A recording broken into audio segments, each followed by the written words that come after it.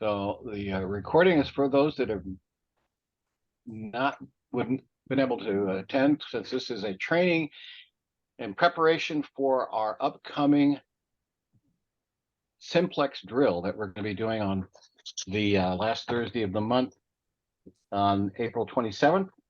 And we're going to move the start time up to 6 p.m. and run it to 6 to 8, since it'll be a little bit more comprehensive as a net. So the net that we're training for is on April 27th, starting at 6 p.m. That will be on, we'll start on the box ping repeater. That's 449-300. Rick will cover these details here in a minute. But this is our first, what we're calling mini seminars, workshops or seminars that are just sort of short sessions to get as many operators trained on MCOM communications. And we are not requiring or anybody to, you don't have to be an Aries member or RACES member.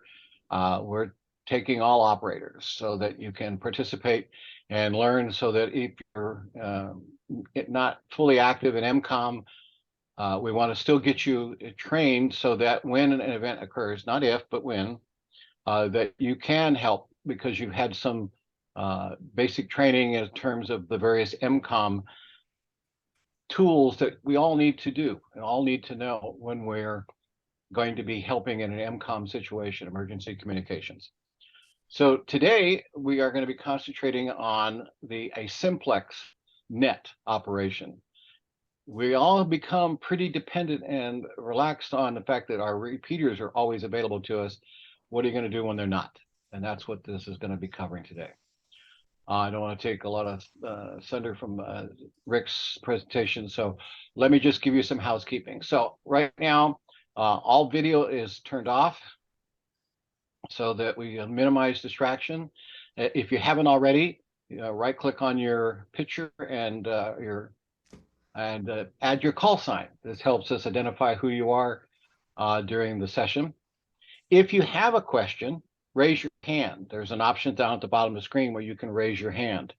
And that way we know that we've got a question pending. Once we start here in the session, I'm going to mute everyone, and then I'll unmute as Rick starts asking for questions. We'll do it selectively unmute so we don't end up with a lot of noise. And then we'll mute again at the end. So if we don't get to everybody's question he'll be doing breaks throughout the session to stop for questions. And then just raise your hand, and then we'll bring you up and let you go ahead and ask your question, and then remute. This will help minimize the kind of noise that can happen in a large group. Let's see. I think that covers the basics on that. Everybody knows where their restroom is, so I don't have to tell you that. Are there any pre-questions before we get started here?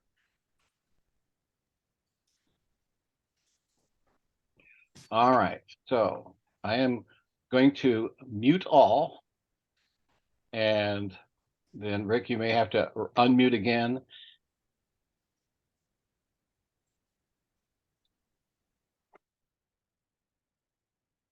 All right, so we are now up and running here. The meeting is being recorded for those that weren't able to catch the live show, as it were.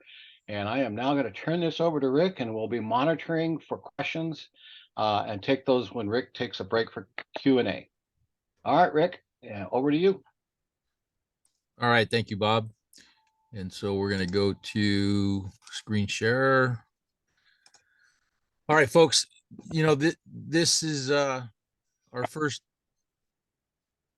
mini sim out of the box. So one of the things that I'd like to say about this before we get going is, if you see me going astray, or anyone in the thread going astray, anyone can say it's like ceasefire. You can say squirrel.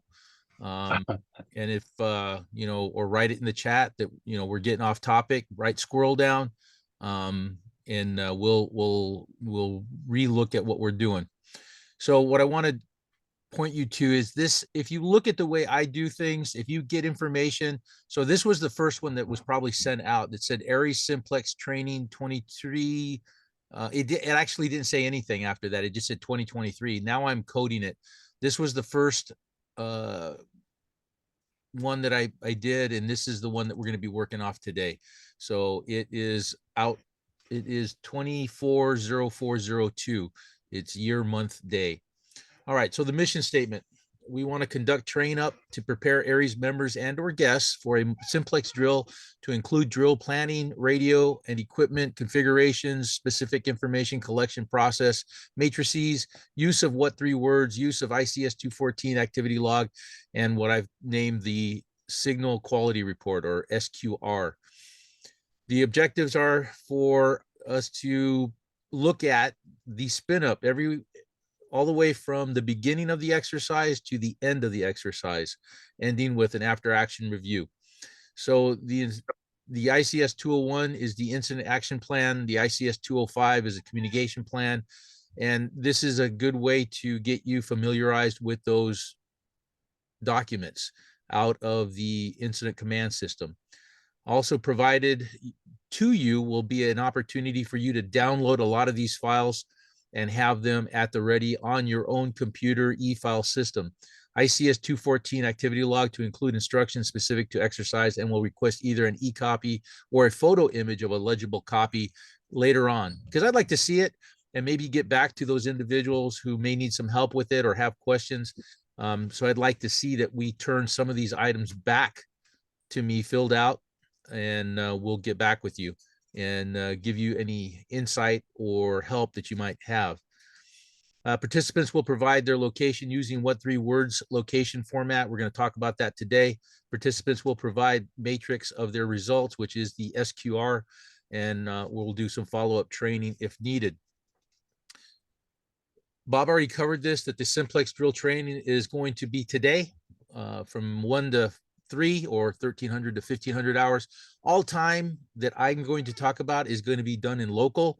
So I know a lot of people get spun up. Well, what do you mean? Is that East Coast time, Zulu time? No, I'm just talking about simple old local time. Simplex exercise 427.23 from 1,800 to 2,000 hours, or until completion. But again, I want to try and keep to the timeline that we've set for ourselves and see if it can be done. In fact, I'm hoping that I get done early today so you can go enjoy this nice weather that we're having. However, if we have a lot of questions, then that may affect that. But I'm here until we get it done. However, I do have to move off and do a net later on this evening.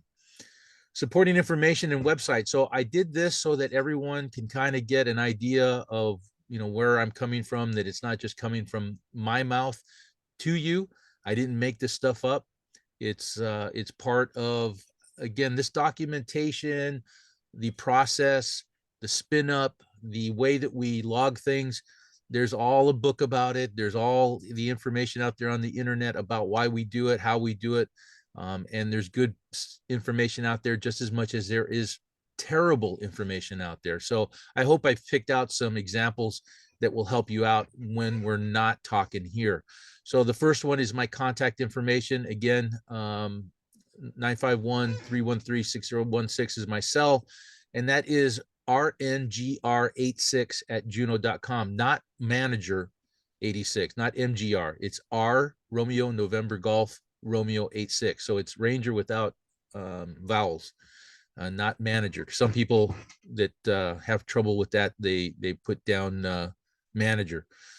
There's an example for YouTube, or on YouTube, of the ICS 205. There's an example ICS 214, 309, and 213 webinar. That if you would like more information on that, it's a good.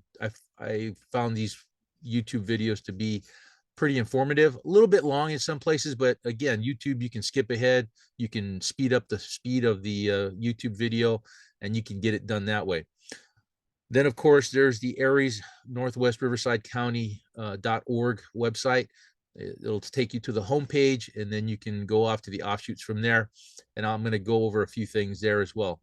MCOM Hub topics, I'm going to post. In fact, I'll probably use this information to do my net tonight. So those of you like Midge who will be swinging by to the MCOM Hub, I can't let a lot of work go to waste. So I'm going to throw that up tonight and see if I can't talk a little bit about what we're doing here today. ICS forums, There's the Emergency Management Institute ICS fillable forms. That's a FEMA website. Note that the ICS 309 is not necessarily a FEMA form, but it's accepted and I think used administratively to keep logs for people who are doing comms.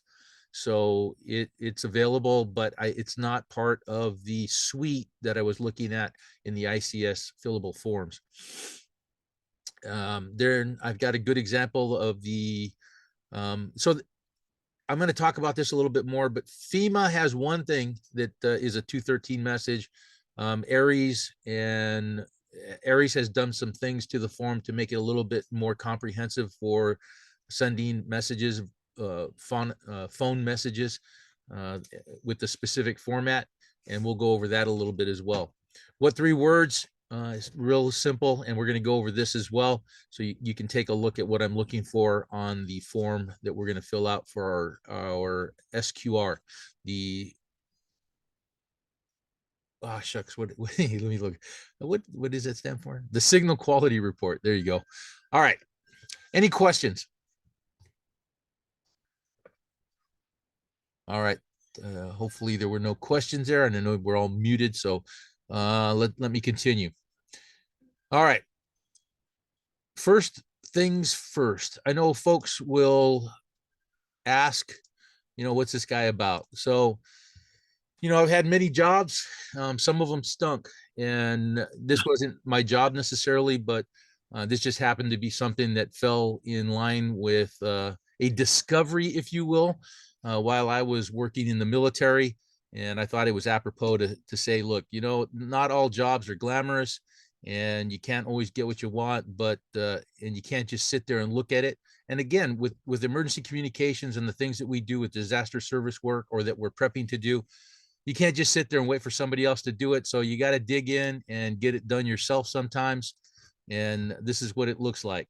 Okay. So again, not everything is glamorous, and somebody's got to take out the trash and do what needs to get done. So here we are on a Sunday, a beautiful Sunday, getting a class from myself, and I feel for you folks. All right.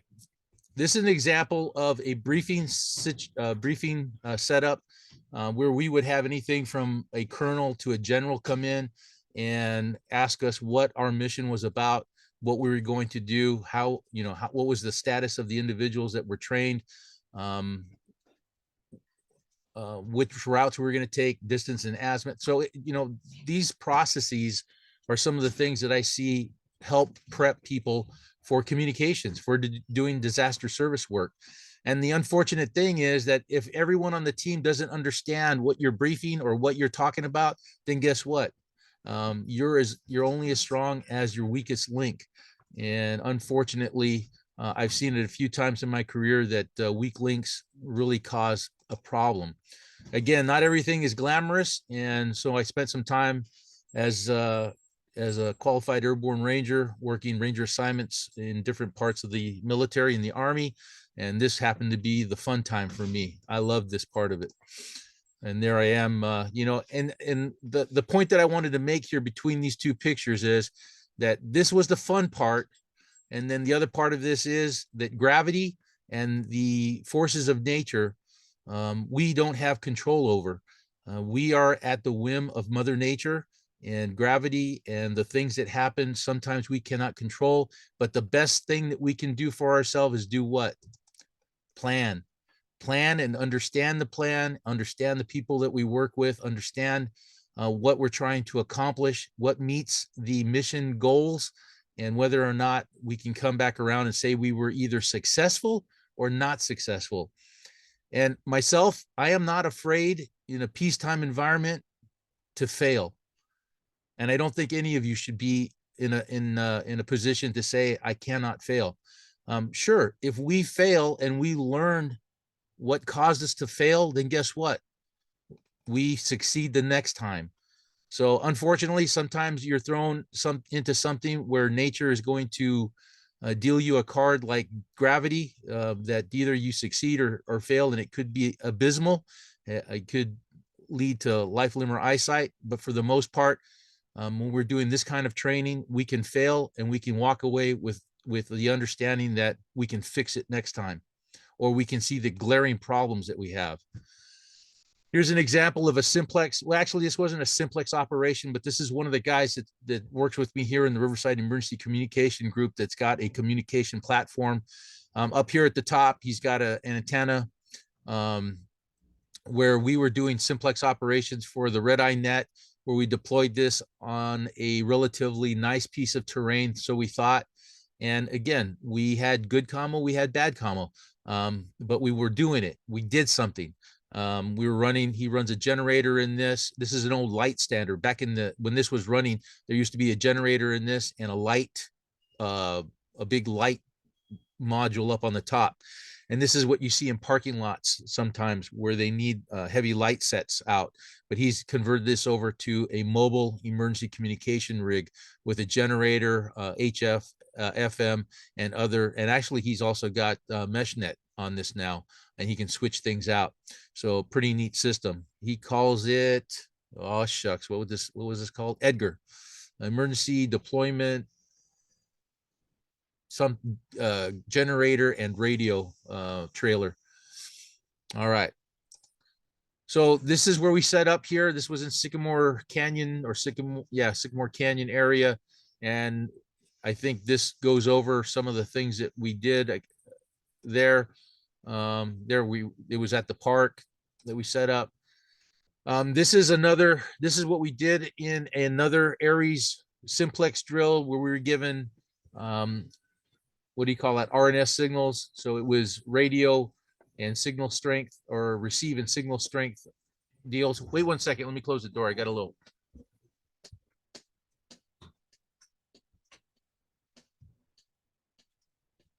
Just when you find yourself busy, you got somebody who's going to go cut their lawn next door. Okay. Let's continue. So this is just an example of a matrix that we put together on a signal strength. Green being, hey, 5.5. Yellow being not quite 5.5, and orange being, okay, it could be better. And then anything in gray or white is pretty much didn't work very well. It kind of sucked. This is another example of doing some signal checks where you plot on Google Earth. And I've got this all saved. So whenever I need to go back and figure out who I talked to, when I talked to, how I talk to them through my different times of doing simplex operations, I've got an archive of stuff. Now, I've got enough now that I'm confused on where I kept it all. So it's not the greatest, but it's there. If I want to look for it and I've got the patience, I can find it.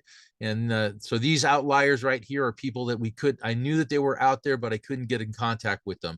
The red were done with relay. The others were green based on the fact that I could contact them. And then the yellow pins here show me the people that I've turned over as a relay station to try and grab these people to bring them in.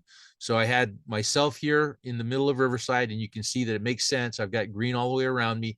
I've got a few red here, and that was captured by someone either over here. There's a yellow pin under this, and there's a yellow pin over here. JBL Jerry out in Orange County has the ability for me that opens up for a relay from my station, the Orange County specifically, and parts of LA he can reach. So if you look at this, with a simple 25-foot antenna off the deck and some coax that runs from my home mobile / base station off of solar power, that's not a bad area. I mean, that's thousands of acres and hundreds of square miles that are represented here of all of Southern California. So you've got, like I said, the Los Angeles coastline here. You've got the high desert here. You've got as far out as that was I think this is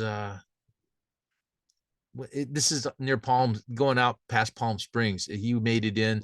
So it's kind of neat to see when you put it in a graph that, the sky's the limit. We are not limited to using a repeater. Unfortunately, if you don't know how to set up for it, then you'll probably have a hard time. But if you can, and you understand what needs to get done, then guess what? You will have success, and you will have a communication network that will be viable when all the repeaters go down and we're standing there with our solar panels, battery packs, and emergency radio equipment trying to do what we need to do. I think RTM, you were in on this one right here. You were relay station, and I think you got KN6 GFN. You were the one that linked me to K6B&E, KI6 FHV, and I potentially these two down here. So that's just an example of relay stations saving us through being able to get into pockets of communication, black holes that some of us aren't able to do in a simple simplex. So this again is another life. This is an HF radio switch. This is an ANPR 104 right here. That stands for Army Radio PRC, something radio communication. No, something, anyway, I don't remember what it stands for, but Army Navy PRC, something with the radio. Most pricks, PRCs are stand for radio. And this is a digital messaging device right there. This is another 104 coax going off to our HF antenna. They're missing with a, I think that's a tape measure where we measure in the field our HF. This is a spool of wire that's part of our antenna system. It's called a GRA 50. And these were the days when I was doing HF for the military. And this is a little sample of what HF looked like for us, although I'm not showing you us hanging the antennas in the trees. This little thing right here actually is a flag where they probably marked this thing earlier. And I think there's a antenna wire here. The antenna is not strung up. It's actually, they're measuring stuff out. So just an example of that. This is an FM radio right here. It's called an ANPRC 126. It's a squad radio. Like our handy, it's a military handy talkie. These things are so big because there's a lot of shielding that the military goes to lengths to do to help protect the circuitry of the radio equipment. So whenever you see something that's military and you go, man, why is it so big and you only have 20 watts of radio there? You would think that it would be more. Now that's why, because they're doing a lot of electronics that they're trying to make the thing impervious to Joe from breaking it. And also we used to jump these radios, parachute with these in our equipment. So they're also trying to make sure that the EMP or aren't getting in there. This is an example of supply. It can be as mundane as I don't have communication, I don't get my MREs. And this guy, this PFC private, or I think he's a private here, he's going to complain. And anyone who doesn't like to listen to a bunch of guys bitching and moaning because they don't have chow, that's on the very far spectrum of it's one of those things that are bothersome. But on the other side, it's life, limb, and eyesight that's at danger. And, we run the spectrum of that when we're doing emergency communications. It always helps to get your phonetics correct. So if you're one of those phonetic illiterates, and look at this, I can't even write November right here. So you want to make sure that you are working on your phonetics, because in simplex, it will become an issue when you have weak stations that have to clarify their call sign or information that's not being heard clearly. And you want to make sure that if you're sending important messages that you can revert back to your techniques, your pro words, and all the things. And this class isn't on that, but again, a point that during simplex operation, this is important. Here's another thing that if you haven't seen this before, readability. Here, we will have usually in FM or most communications, you will have the RNS signal.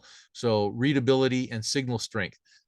If you are perfect, then you're a 5. If you're readable with practically no difficulty, you're a 4. If you're readable with considerable difficulty, you're a 3. Barely readable, occasional word distinguishable, that's a 2. And if you're unreadable, or I didn't even know you transmitted, you're a 1 or 0. But usually you just stop at 1. It's just unintelligible. There's nothing there for me to use. Unfortunately, you are a no-go at that station. This is all we're going to use on our simplex drill. We're going to use 1 through 5. 5 being best, 1 being I think you're transmitting, but or I don't think you're transmitting, or you're transmitting, I don't hear you, or I can't make out what you're saying at all. If I can barely understand, but I'm not really gonna be able to put it together, it's a 2. If I can put it together and I'm getting most of what you're saying enough to where I can extrapolate, then it's a 3. And again, the rest 4, not so good, but not perfect. And then 5, man, it's just like you're talking next door. We're going to disregard the signal strength and tone. But again, I will have this stuff posted if you want more information on this for how to do a proper RNS signal report. And I know we all give people a 5.9 when we're on HF, right? All right. Again, here's some other things that you can do in Google Earth when you have distant stations and you want to kind of map out beforehand. I was actually talking to a guy that was talking to me on this exercise. We send out stations to all the 14 fire departments in the city of Riverside. KK6 Delta went to probably one of the worst fire departments that I've had trouble getting. It's up on the Sycamore Canyon area of Shelf. And no, this one was, no, it's on Central, I believe. Yeah, it was on Central Avenue near Sycamore Canyon Park, which is the park's right here, and it's just down the street. And I knew this was going to be a hard one, but I knew that KK6D was the guy to send there, and he took, I think, an 11-meter Yagi and hooked it up to his handheld, because the stipulation was everything was supposed to be in handheld, but you could bring whatever antenna you thought you needed. And he put like I said, he put 11 element Yagi just off the ground at ladder level, and made connection with me back here down where I live. No, I'm actually at the EOC, I believe. So I'm at the EOC for the city of Riverside. So just examples of what you can do and what it takes sometimes. And Bob, let's go ahead and stop here. Are there any questions or comments? All right, if you have any questions, raise your hand and we'll identify you here. Let me make sure you can unmute. So if there's any questions, raise your hands. And if you can't figure out how to raise your hand, go ahead and unmute and you can say something. Asunta, go ahead. You'll have to unmute. I'm just wondering if we hit a screen that I'd like to copy, can I do that from here, or will you have that available for copies afterward? What is it you need? I don't know yet. There were a couple interesting ones, and I kind of took a picture of them with my phone, but I don't know how good the quality will be, Rick. Okay. Atsunta, you have a direct line to moi. So if you need anything, please let me know. Roger, thank you. Yep, you got it. There you go. All the documents typically will be available too. So I did share your ICS 205 form.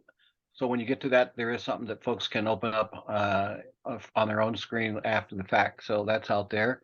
Let's see if there's anybody else with a question. I don't see any other raised hands at this point. Anybody last minute before we move on, if you got any questions up to this point? And I'm going to drop the that Word document of what the training plan that we're using right now. So I did that. You did?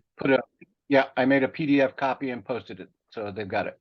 Okay. All right. Then I'll cancel this. Okay, good. Thank you. All right. If there are no questions, and thank you, Ken, CED. I had a brain fart there. Army Navy Portable Radio Communication, ANPRC. All right. Thanks for that. I think that's good. All right. Okay. So here again, like I said, we have the YouTube videos. I'm not going to click on. I just want to get you familiar with this. Oh, here. So hold on. So we have on the Aries Place, Aries homepage, most of you are familiar with that, but I want you to also see that info here. If you ever want to download some of the ICS forms that is part of the Riverside Aries or West Riverside Aries group, this is the place that you can do that. I'm going to go over this some more. But I just wanted to show you that this is one of the places that you can go. One of the things that I've noticed, so let me throw this at you, and this is my philosophy in training. I've worked with regular infantry guys, and I've worked with special ops and gray area operational teams as well. And the underlining thing that draws this all together is that you have to have a good base. Now you can be, a great infantry ranger, but if you ever have to work with other people, you still have to bring those other people into the fold and have them work, or understand how they work, so that when you're working, you're not conflicting, because there's two different things going on and two of them are very separate, but the mission and the goal is the same, but what you understand and what they understand, and how to get there are two different things. So you either have to have a good base of what a regular infantry guy does, what a ranger infantry guy does, or what a special forces infantry guy does.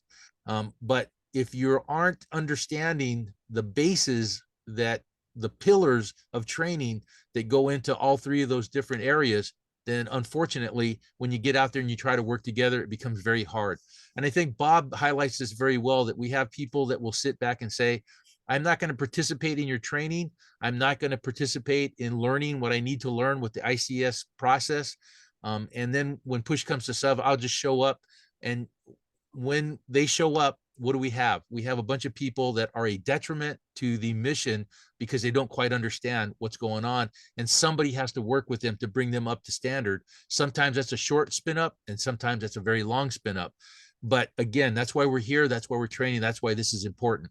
So again, go back to the basics and get what you can from the basics. And then you add on to that. If you have SOPs like this, where you have an Aries RACES comm log, then understand where it came from.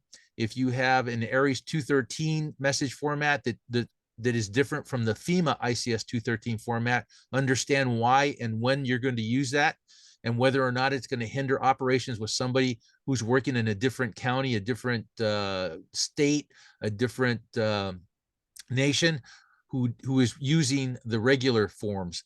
And I'm going to go over these a little bit more. And again, you want to learn your manuals the best you can, and you also want to look at what your what's being taught at your local level. Where is that? There's another one here. There was a What are you looking for? The training manual? no, the basic, what happens if we have to call to Go up the deploy. top. Yeah, come down a bit. It should be activation Activation plan. and frequency plan. So this is what I'm basing my training on. Again, when you go back to your home unit, if you're a guest today and you're not part of the West Riverside County RACES, or excuse me, Aries, then you do what you got to do. But remember, if you have a bunch of people that you're integrating and they're looking at one thing on the FEMA website, but you're training something else based on your SOPs for the group that you're working with, then you got to make sure that they understand the differences and why it's important to understand those differences. All right. Any questions there? Anything in the chat, Bob? Don't see any raised hands. If there's any, and I don't see anything in the chat. Do you see anything, David? I didn't see any. Nope, everything looks clear. Okay.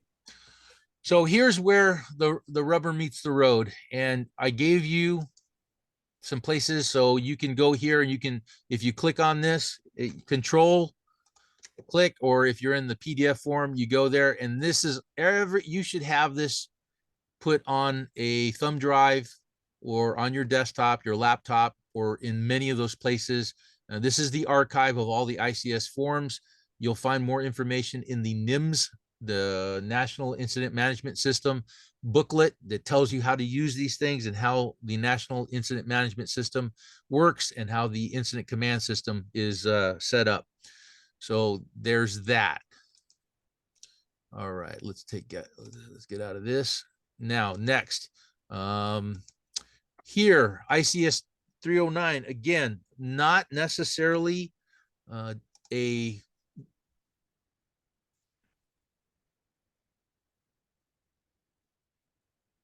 Forget that.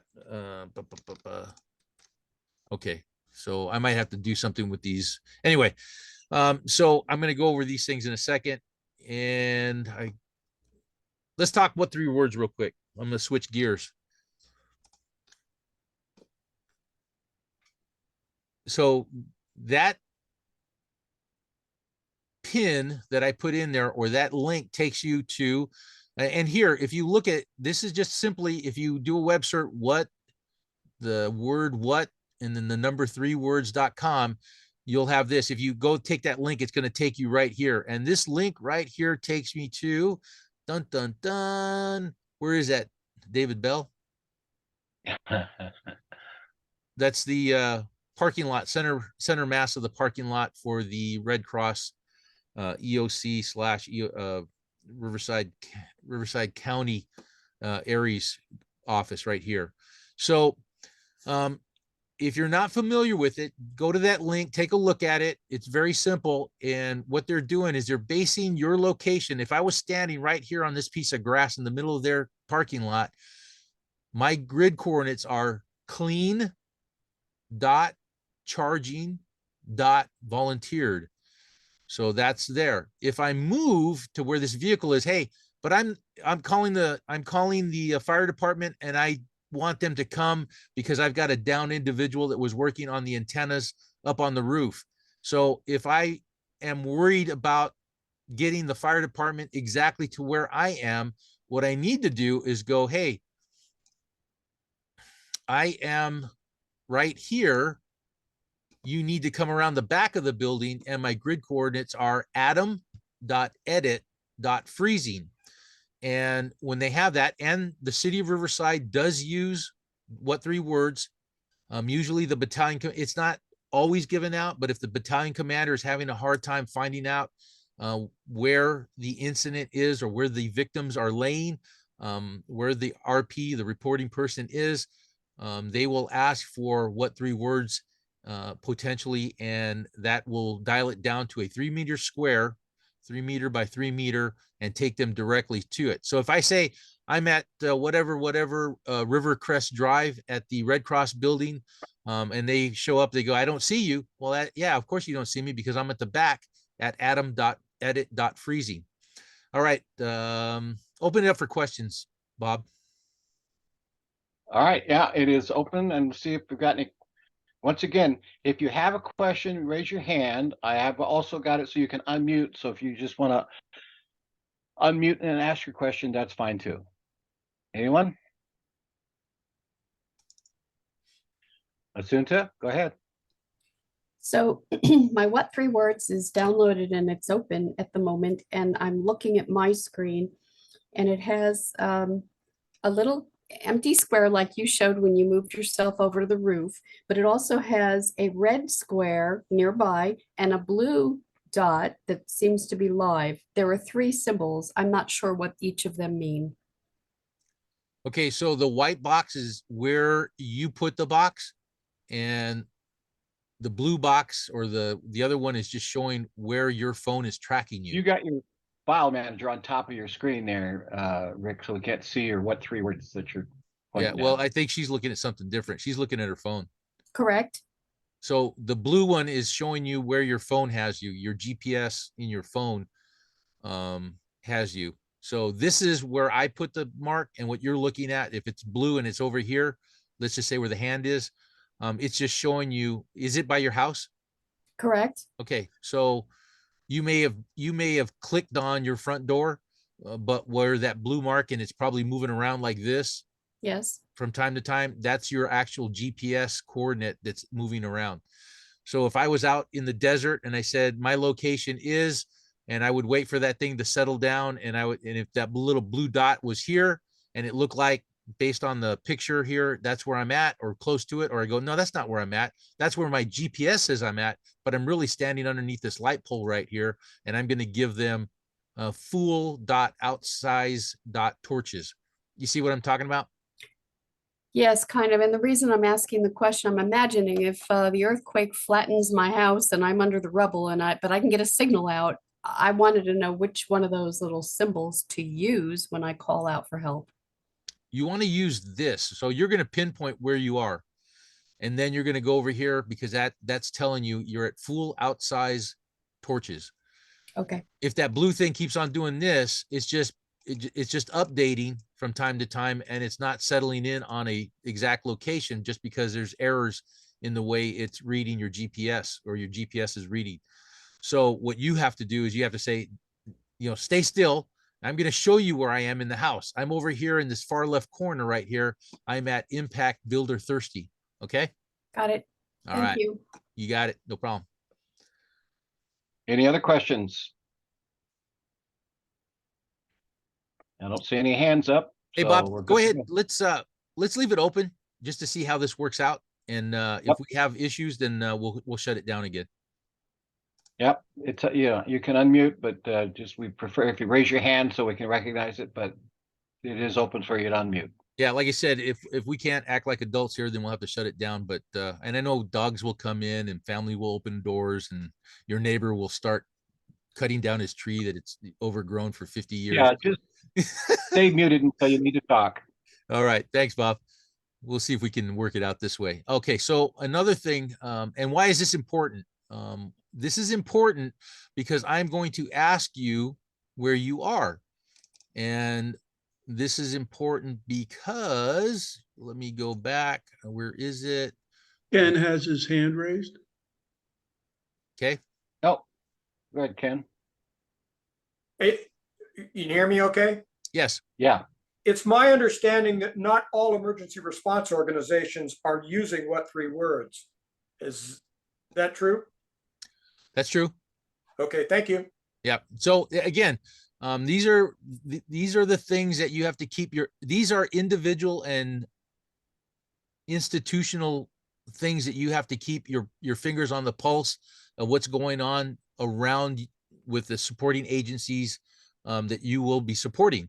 So, you don't want to do something that isn't worth a crap because nobody's using it, right? So you've got to look to see whether or not, and I made an effort to look into the city of Riverside, and I talked to the emergency management group, and they are using what three were. In fact, I called the non-emergency line and I asked them, and they said that they are using it. So that was a specific information that I got from the dispatch, the non-emergency line here in Riverside. So I have confirmed. All right. So why is this important? Because somewhere along the line, I'm going to need this, and I'm going to have you turn in. This is the signal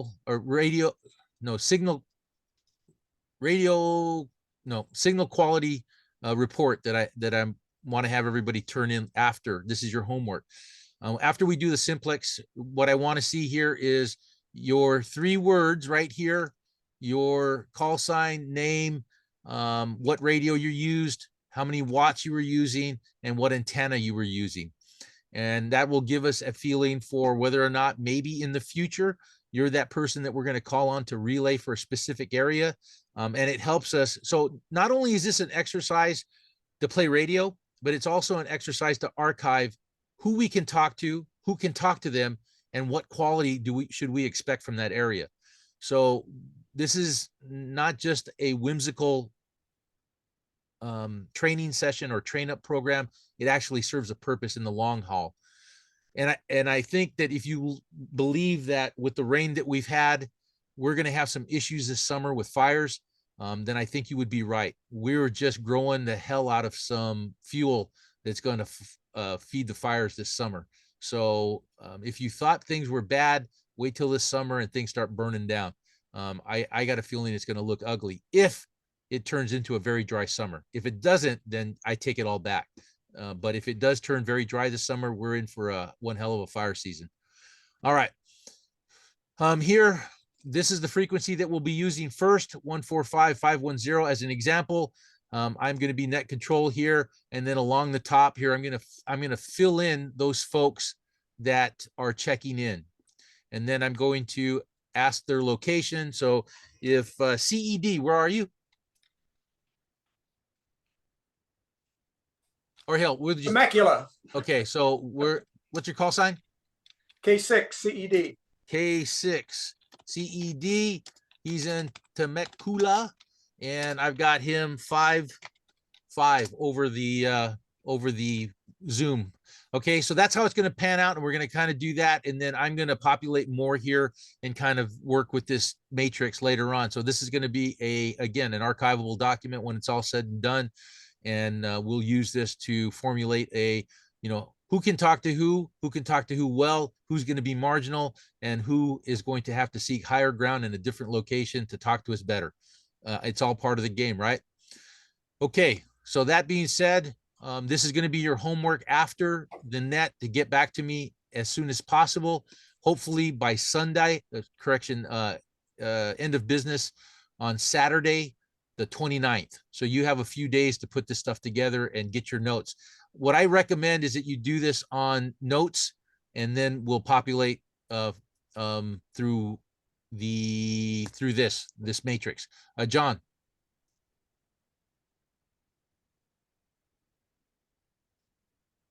Do you want us to make that form ourselves, or are you gonna make No. one? I'm gonna publicize all this stuff. I don't want you guys doing this.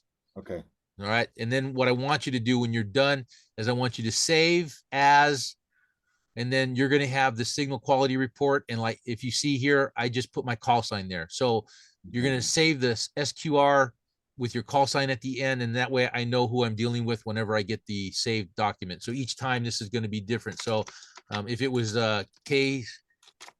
K6CED, he's going to save it like that. And he's gonna save it. Then he's gonna put it in his email, attach it, and send it off to me after he gets all his notes together. Sound good? All right, sounds good. Thank you. All right. Okay, what's next? All right, so let's go to. All right, we're coming up on 1352. Do you want to take a 5 or 10 minute break?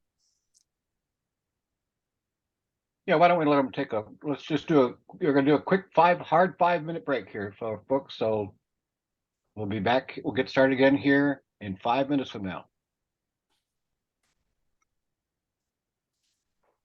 Take 5. See you in a few.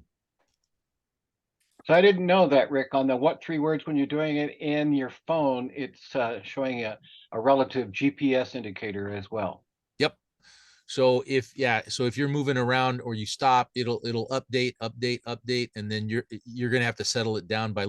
I don't find this very useful. This isn't very useful to me. But when I go to the satellite imagery, if it's available, then this really helps me figure out where to put that icon so that I can give an exact location within 3 meters. Sounds good. Keep in mind that the what 3 words is a physical location on the map. The GPS is moving and is flexible. Correct. Hey, And then, of Rick, course, any word on if they're going to ever talk about 3-dimensional, or they discussed, I mean, for around here, it isn't that much of a problem. You get into a bigger city, whether you're on the first floor or 30th floor, could be a big deal. yeah. So let's just say this is a 10-story building and I'm in this corner room. So I could say 10th floor. So I'm at impact.builder.thirsty, 10th floor, room 101, or it's going to be 1018, for example. I mean, I get it. Some people just don't have the wherewithal, but a lot of times, and I'm sure that anyone who's dealt with or talked to dispatchers and emergency call centers, people don't even know what road they're on, let alone what county or city they're in. So, but they made the call, they got 911 on the line, and the best they can do is try and drill down where the hell they're at. Give me just a second, folks. I'm going to leave it here. I have to go to the restroom myself.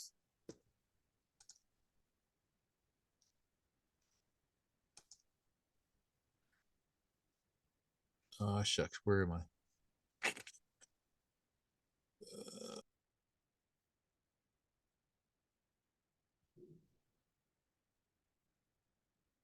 Taught this when I was taught about the incident command system and the ICS format. I was taught that you can use this process in planning a wedding, in deploying to do disaster service work to another country, to another state. It is very amicable or amiable. It can be bent and used in different scenarios, from just your average, I'm going to the shopping center, this is where it's located, this is what I intend to do, this is where I'm going first, second, third, fourth, this is who's responsible for carrying the checkbook, and it's the same thing that the military's taught me over years and years of operational planning. We have an operation format in both the warning order and the operations order, and it can be as elaborate as, like I said, I was put inside what's that called, a place where they segregated us from everything, no news for 24 36 72 hours, and then after that we had to give our plan to a colonel or up to general staff to tell them what we were going to do and how we were going to do it and who was going on the mission and what was our intent, what we needed to accomplish. And if we didn't have that right, then they would fire us, and then they would usually use 2 teams that would plan for the same mission or more, and whoever gave the best briefing and seemed like they had their, I'm going to use a pejorative here, had their shit wired tight, then those were the units that were sent forward, and the other ones were spanked and put back into isolation and given another mission to plan for. So that's kind of the cycle that we went in. So why is it important, ICS 201? Because that's that same thing that I reached back to in the military that was so important to make sure that I didn't have to worry about getting somebody killed. We addressed safety throughout the briefing, both the administrative part of that, and then the threats that we might face when we're out there on the ground that are real world scenarios that you might not know that you're going to encounter. So in the ICS 201, we're doing Simplex training. This is incident number Aries 001, or I could have put, what was that? A MinSim 001 because it's the first class. In fact, I'm going to change that right now. Right? Is that how you do it? No. MIN. No. MIN Sim. SEM. There you go. Okay. So we're going to call it MinSim 001. Date that I did this, I started this on the 30th of last month, 2,000 hours, graphics. And the graphics, whenever you go to a briefing, if it's an elaborate briefing, it could be stuff that's up on the monitor. It could be stuff that you see posted photographs. It could be what I showed you earlier, some maps or some stuff on the computer. Or it could be just a picture that's dropped and pinned to this document. Situation summary and health and safety briefing. So the safety for all stations is paramount and should include the following instructions. Follow all safety procedures inherent with amateur radio, disaster service work, and normal in-home safety. Take special precautions with respect to power sources, antenna placement, with respect to power lines, and RF exposure levels. Training to standard and not to time should help avoid issues associated with haste and taking shortcuts. So I think we have plenty of time to do what we need to do. I don't want anybody putting an antenna up next to a power line for this training. All the things that we know are the things that we should be doing.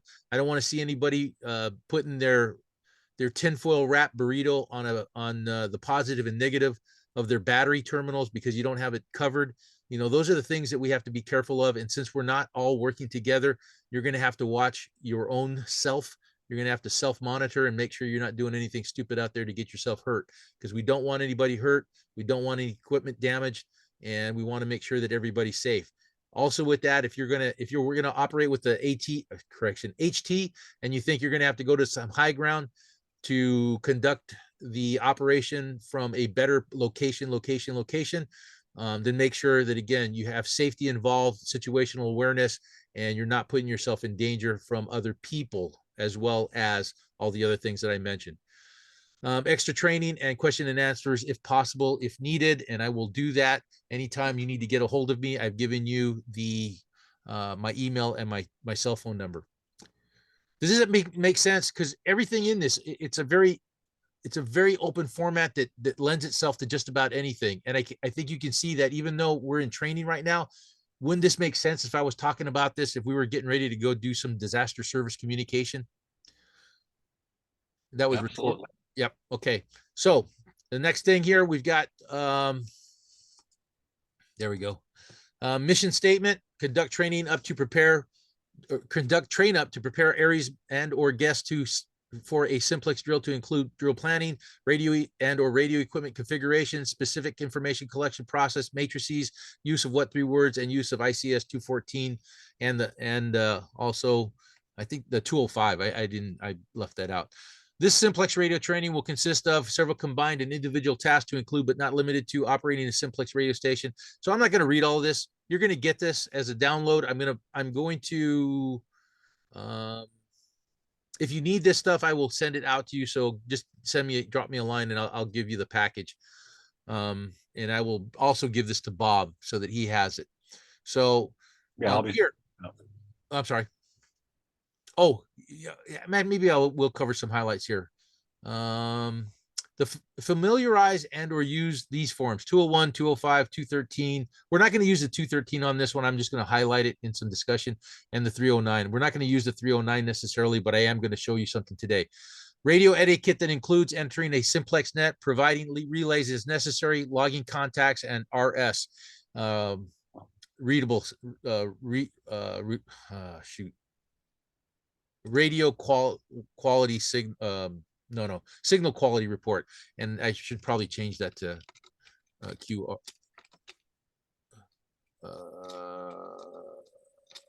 Signal quality report. All right. Strength, proper phonetics and ability to maintain and troubleshoot a radio station. Provide your location, what 3 words. The training will, okay, this is what's important. The training will help operators prepare for the exercise. The exercise will provide an example of the tactical ability of simplex operations without repeaters, and will provide historical data for the Aries group concerning communication capabilities. It will also provide a basic knowledge of how easy and or difficult simplex operations can be if the repeater networks are damaged or destroyed. This is going to help you. So if you need to revert back to information, I've got this for you. Let me save this because I can drop it in the notes here in a second.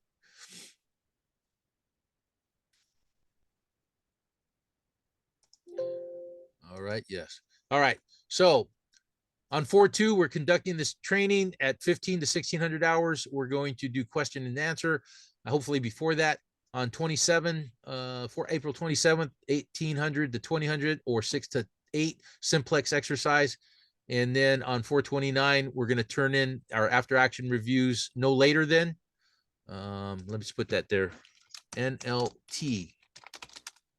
No later than turn in and turn in after action review, turn in documents ASAP. And then on 13 to 1500 hours that same day, we'll do the webinar. What is the 29th? Is that the day that we get to come back? Yeah. Okay. So hopefully you do this as soon as possible, but it has to be before we get back together and we discuss this. Now, Rick, Yeah. What am I doing here? the 29th is a Saturday. Are you going to be available for that on the Saturday? Oh, no. We can do the webinar. You can plan it for later. Okay. We'll do this later. I wrote some stuff down and I may be disconnected All from right. what the real world is supposed to look like. But I do think it will be good to get back with you, either a written review that says, hey, this is what we found, what people like, what people didn't like. This is where we need to get better. This is just an example of filling out your command structure. And I just pop some names in there. I'm incident commander or instructor. Bob is our operations. He's keeping everything together on the administrative side. I'm actually doing the planning for the execution of the drill. David Bell is always the guy behind the scenes working on logistics and helping Bob do what needs to get done. So all that stuff is, the norm in an operation where you have either several people doing the same, single people doing many jobs, or several people doing, divvying up the pie. And then finally, this might help you, classroom material, what we're doing now, and then Zoom webinar support. Bob is going to come online with the setup, radio equipment, All participants come prepared to conduct Simplex operations to include forms and position.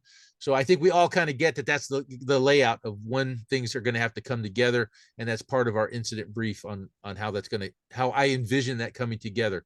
Any questions on the ICS 201? I don't see any hands, but if you want to open up, ask a question, feel free to. Yeah, and you're gonna send that out to us, right, Rick? Yeah, if it's okay, I can drop this in the chat right now. Oh, it's fine, yeah, that works. Okay, let's do that right now. Since I updated it, where are we? 201, where are you here? And I'll be sending out forms too, an email after the fact, so. Okay, so that'll just help you figure out where we are in the planning process. The next part of this is the ICS 205. Again, this is Simplex training. I prepared this. I started preparing this on 3/30 at the March 30th, and this is all local time. And this stuff is important when you go back and you look at this 10 years later on when the hell you did it. It may not be that big a deal right now, but eventually when it's archived, it becomes a bigger deal. Okay, so here, this is from, and this is why I say it's important for you to understand what you're working with. And I say that because if you look here, nope.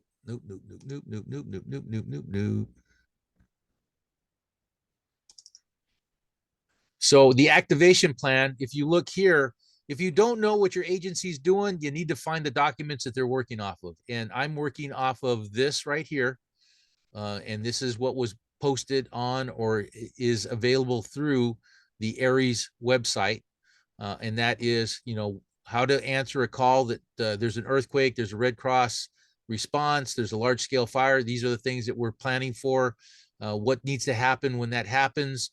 What are you going to, when you start logging into nets, resource nets, or other nets, what are you going to say? Are you green, yellow, red, and black? Again, this is not a class on that. You need to look at this document if you're interested. And then also you need to know what your frequency list is. And here's a very simple, this is a very simple 2-page document, but I think it's enough to get started to spin up an ARES deployment or whatever your flavor is of the day for emergency communication. It's enough to get started. So I'm using this information as my source document to put together my 205, where now I've got it down to 4 frequencies that I'm going to use. The first one in the order of precedence is we're going to use the primary repeater, and everybody signs in at the start of the Simplex exercise, which is on the 27th of April at 6 o'clock on the 449.30 Box Springs repeater. And then we're going to simulate that we've got everybody gathered, that we lost the repeater for some reason, and we're going to shift over to the Simplex frequency of 145.510. Okay, so this is the primary frequency. This is the primary Simplex frequency. We do our drill. We finish our drill approximately 1930 hours or 7:30. We come back to 449.30, the repeater. We do a hot wash, what you liked, what you didn't like, what worked, what didn't work, how you would change things if you were king, and what you thought worked well, what we need to sustain. And we'll give that 30 minutes, and then we'll shut down the net at 2000 hours and call it good. Any questions? That's the primary plan. The alternate plan, if we have more time and we have the availability to check out whether or not we have a good Simplex on 446.520, we'll finish with the 2 meter first. That's the priority. And then we'll go to 446.52. We'll all QSY over there, and we'll try the Simplex drill on the 440/70 centimeter. And we'll go through the same process again, ending at 1930 at hot wash, ending the Simplex drill at 2000 hours. That's all outlined right here. Come on. At the bottom of the page, we will begin the exercise on the Box Springs. Okay, so it's all outlined there, what I just said. Any questions on that? This is Yvette, I have a question. Yes, ma'am. So when you go from the primary repeater to, say, the simplex, would you just online or on the air say channel 3? Would you be identifying as channel 3 so that maybe, because sometimes there's people out there that'll just follow you to another frequency and maybe jam or something. Maybe that's overkill. Yeah, no. That's a great point that you bring up, and definitely operational security and keeping our frequencies clean is definitely a part of that. Let's make a decision, Bob. I don't care to. I think we can do that. We can go with for security purposes. We're going to say channel 3, and if people start coming back, I don't know where to go. Then I'm going to issue the frequency that we're going to go to. Okay. So we will try that. We will try everyone QSY to 03. We are going to go through the simplex drill at this time. Everybody good with that? Yeah, I mean, we'll get up the information to as many people as we can for the fact too. And then we're going to leave 449, the repeater, open so that if people can't make it over there, they're having difficulty going over to 145.510, then there'll be somebody that can pick up the stragglers on 449, the repeater on box springs, and bring them over. How's that sound? Yep. Okay, so we will say everyone QSY to channel 3, where we will conduct or simulate the fact that we lost the repeater, and we're going to have to go to our simplex frequency and go through our simplex exercise. All right. And then there's some specific instruction down here. Please read it. And when you read it, just kind of follow it, because I'm trying to get as much data back as possible so that I can write my after action review and post that to everybody so that we're either going to get together and talk about it, or we're going to just post it on like a Word or PDF file for everybody. How's that sound? We'll kind of muddle through that as we go. Hey, Rick, Okay. I got a question. Yes.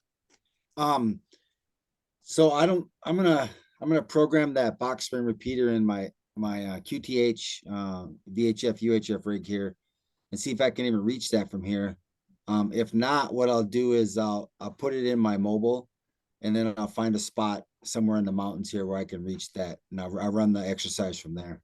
Okay. Yeah, we're going to run into some issues, and unfortunately, if you want to participate in all the training, again, like I said earlier, you're going to have to look at your own individual location issues, and then mitigate those between now and the 27th.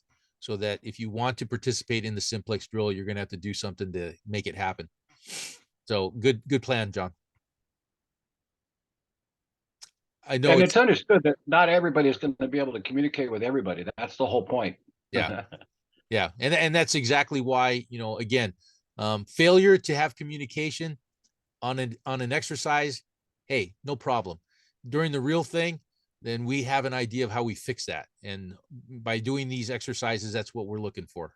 So yeah, we will fail, but in training, as Bob says, it's a lot better than bleeding on the battlefield, right? All right, I am going to save that, or it's already saved. I'm going to close this down. Any more questions on the 205? All right, I am going to provide that over. Where's the chat? Let's go. Let me open up the chat. I'm going to put that here and send. And then do you want me to send the Aries activation plan, or do you want to keep that? Oh, it's on the website. So what the hell, right? Yeah. I'm going to do that just so if you have a question of how I got my information, you can look at it. And if you proofread it and find that I've done something wrong, then there it is. Let me know. All right. And if you're not aware, these are showing up in your chat.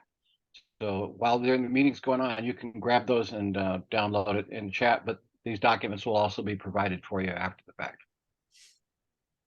All right. So 213, this is a voice messaging system, and that's not the one that I wanted to open first. So give me a second, and the one that I wanted was dun dun dun. Not that one either. But I want them, but I didn't want them in this order. But okay, so this is the FEMA ICS 213 format. And you can see that there is a big difference between that and get out of the way, get out of the way. Yeah, get out of the way. You got it open up there. Yeah, there you go. Up at the top. And the Aries versions, you see that they've put in a few more fields. They've broken this down to 5 word groups per line. And that's where you get your count or your check that goes here. And we're not going to use this form, but this is just as much a familiarization as it is anything else, where you're using 5 words. So you can count these up real quick. So if my last word was here, I've got 35, 36, 37, 38, 39 words. So that's my check, 39. And that helps somebody as they're writing it down as they're receiving the message, and they write it down in these boxes and they come up with their last word right here in this box right here. Oh yeah, I see 39 is my check. 39 is what I've got. So I'm good to go. I haven't missed any words and I haven't misplaced anything. So that's this format. But you can see how this now is even more different than this one, where some Aries group has put in the phonetic alphabet at the bottom. So again, it behooves you to, before the disaster, figure out which forms you're going to use. Are you going to use the ICS form from FEMA? Are you going to use the simple Aries form, which is more complicated than the FEMA form, or are you going to use this one to help people get through their phonetics? So again, these are the nuances that are important to iron out before the disaster. And so that when you start talking about, hey, I'm going to give, it's a check of whatever, and the person says, I don't really understand what that means. Well, if you're putting a word in each of these blocks, you'll know what I'm talking about. Well, there are no blocks in my message format, and I don't understand what that means, check. And so if they're using this form and you're talking off the other form, guess what? It ain't going to work very well. You're talking apples and oranges, right? Okay, let's call that good. And we're not going to use this form, so don't worry about this one. I will put it, which one do you want to give out? Which one? I'll put out the... But we're not going to be using the 213, right? No, but if people want to... I mean, Yeah. it is available on the website if they need it. Okay, yeah, it's on the website, so get it there, folks. Okay, so we're just going to get out of that real quick. Okay, what's next? Let's go to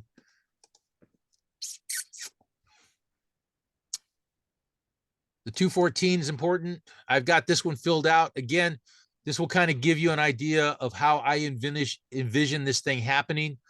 This is my individual log. And here again, we've got Simplex training. We've got the time frame on the 27th from 1800 to 2100. Actually, that would be my time, because I'm probably going to be out there for an hour or more after the net. And your time starts. So let's say that for John, a lot of people have problems with how they fill these forms out, and your time starts when you start working on the project. So let's just say I sit down at 1800 and I start doing my thing, but I know that I'm not going to sit down at 1800. I'm actually going to sit down at my desk and start getting ready for this, at 1700. And so you see it right here that on my activity log, I'm actually starting on 427, an hour before the net at 1800. And this is what I'm doing. So you need to get, so travel time. If Bob called me up and said, I need you to go to the Red Cross center, the EOC, because we got something coming down the pike, I would start that as soon as I get off the phone with Bob. I would start my ICS 214 and log everything that's of pertinent information up until the time that I'm released from duty, with several logs over several days, over several hours, whatever it takes to log what I've done for that deployment. So you can start as soon as you start prepping for whatever it is that you're doing. So here, for example, I start at 1700. I depart early from work. I show up at home. I might throw some lunch down my my throat. At 17:30, I'm making announcements. Well, I'm setting up my station, making sure that everything's good. At 17:45, I'm going to announce the net on the Box Springs repeater. At 17:55, I'm going to a 5-minute out warning that we're going to have a net exercise on the Box Springs repeater. And then I'll explain at 1800 that I'm taking net control station duties on the Box Springs repeater. We're simulating a repeater down scenario that leads into a simplex exercise and some of the administrative issues that go along with that. At 1810, I hope to be IDing my station on the Simplex net and providing receive check-ins and receiving check-ins. At 1820, I'm station ID. So every 10 minutes, I should be station IDing. So that's why these are automatically in there. Station IDing. My check-ins are, I'm going to ask for San Bernardino, Riverside, San Diego, Orange, and Los Angeles counties. And then any stragglers, anyone missed. 1830, station ID again, working on the list of deciding who I'll call for. If I have really strong signals from Riverside County and I'm looking at where you're located and I can kind of get an idea of who's best going to be the best relays, I may pick and choose the relays specifically, or we may open it up to everyone relays and tries to do a call out and see if anyone else can hear them. So it all depends on how many people we're dealing with and how quickly we can do it so that we meet our time hack. So in some instances, we are going to try and meet that time hack so that we're done at 2000 hours. At 1840, station ID again, allow receiving stations to provide signal quality reports, 1 through 5, 5 being best. 1850, 1900, every 10 minutes, I'm in a station ID, NCS duties, facilitating the simplex exercise. The amount of stations will dictate conduct. 1915, index and hot wash. Well, 1950, we'll start winding down. And then at 1930, we'll go into our hot wash. At 2000 hours, we're going to be mission complete, I hope. And then if you have documents, or you will have documents that I am asking you to send me, please do. Ranger without vols 86@juno.com, and you got that on the first letter. Subject line, Aries, put in your email, Aries simplex exercise, so that I don't delete you just because I don't recognize your email address. Attachments, ICS 214. And if you want to do a picture of it, if you have some notes jotted on a paper, get a copy by printing or by taking a picture and sending me the picture. Or if you're going to fill it out on the 214 form, then send me the 214 form that you save for yourself. Leave somewhere in there your call sign so I know whose documents I'm dealing with. Signal quality report, your SQR, and your what 3 words. Remember on that format, I asked for what 3 words. And then finally, your body of text, your 3 minimum, your plus and minus, what we need to improve, what we need to sustain, and overall your assessment of the training and any additional points that you might have. And this is minimum. You can give me 10 up, 10 down. I don't care. But one of the things that if you're going to be critical, if you're going to be that guy, that gal that says, hey, you suck, then you need to tell me why I suck and how I fix it. Okay.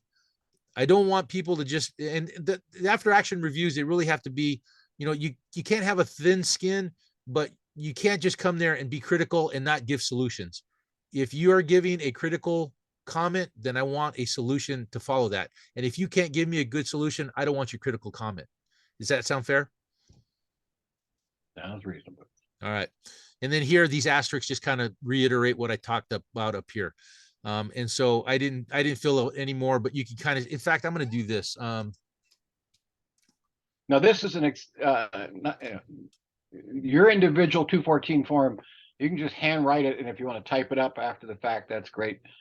But it's just a log of your activity. Yep. So the reason I'm doing this, like I said, is so that you get an idea of what I envision this to look like. And then you are going to do, oh, hold on. What happened here?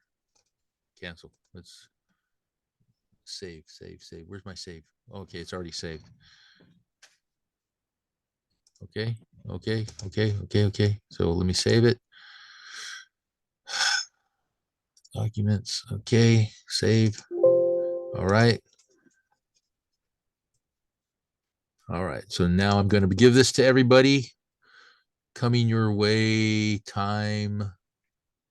Where is it? 2:14. Time now. All right. Okay, we're not going to use this one, but We again, got a question up here. okay. Hey, can you send us that 213 form to the Aries one? Cause the one where it shows how many words you put in there, Okay. because that's not on the FEMA website. Yeah, but it is on the Aries website, but I'll send it right now. No Okay, problem. cool. Yep. The Aries right here. Aries phonetic. I'll give you the Aries phonetic, and I'll also give you the Aries straight without the phonetics. Where is that? Where is that little guy? Let's see. I guess that one. This one. Okay. So it's all yours. We're not going to do this one, but this is We've again. got one more question in here. Oh, okay. Just go ahead, Assunta. Rick, please, I think you might have covered what it is, but I'm not sure. Index and hot wash, what do those terms mean? End of exercise. And hot wash is your after action. Just hey, what'd you think, folks? I'm going to go down the roster of people that participated in the net. I'm going to say, okay, Bob, you're first on the roster. Give me a plus and a minus. Got it. What do you Thank think you. we need to sustain? What do you think we need to improve on? And then we'll just go down the line. Okay. Okay. All right. And then it's just a real quick, while it's still fresh in our mind, something that rubbed you the wrong way, a few days later, you might forget it. So with the hot wash is to bring out those things that are still hot and heavy on your mind. And before you forget, the squirrel gets entered into the room, you're letting us know, hey, I really didn't like this, but I absolutely think that we need to sustain whatever it is that you find is important there. So again, this is kind of a timeline, and I'm showing here, how I think this thing is going to go and what I'm transmitting here. I'm transmitting to everybody in Aries Simplex, and this is what I'm doing. So I'm going to drop this in your notes so that if you need to kind of look at how we're gonna do the net, you have that as well. Any questions on this? Although we're not using it for this drill, I'm just giving you an example of how I would have filled it out should I have done something with an agency. I don't like using this log for the simple fact that if I'm out by myself or with a limited team in a outside away, not at my base station, I find it hard to keep all my documents in line. And if I'm running a 214 and a 309, I will put more stuff in my 214 and my 309 looks like ghost town. So I just skip it all together. If I was sitting at an EOC where it is important for me to log in what message I have, let's just say I received Aries 01 here, then I would put that in here. And this would be the form that I would use for that, because it's important to make sure that you're keeping track of those messages. But in the 214, when you're doing something by yourself or with a limited crew and you just don't have that time, I list everything in my 214. I forego the 309. Does that sound reasonable? Yeah, typically, you'll be asked to use that, and they'll be provided a scribe that will take care of that. If it's just yourself, you're just gonna do the 214. But if they require a 309, then they got to provide you with someone to help you log that stuff. But it's just good information, but we won't be using it for this exercise. All right. So again, I'm doing it here because I'm trying to familiarize everyone with some of the things that you may see out there on the ground that you haven't seen before or that you're not familiar with, and how their implementation, as an example here, what I've done, and how you can use it when you do get out there, and what to expect if you're going to do this for your own teams, how you want to kind of divvy this up and present it to folks that aren't familiar with it. Okay. All right. So you want to take a 5? Yeah, let's go ahead and take a 5-minute break. Okay. 2:35 or 2:40. Okay. We'll get going again.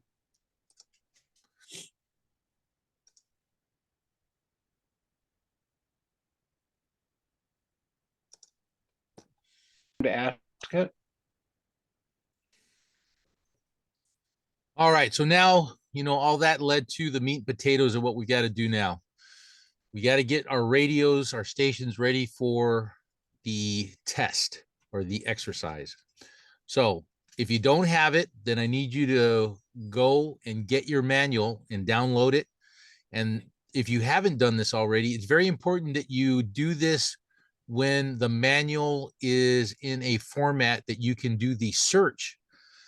So for example, I'm using my radio that's on my desktop, and I have an FTM 3200 DR, and that's what I'm using. So I would download right here. I just click here and download that and squirrel that away.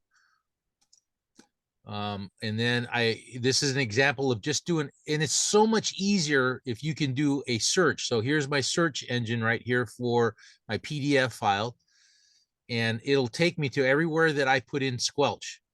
And this is an example of, you need to know what you're looking at on your radio so that your radio is set up properly to support a simplex net or a simplex operation. So many times people show up to the party and they don't understand how to do it, and they can't understand. The biggest problem is the automatic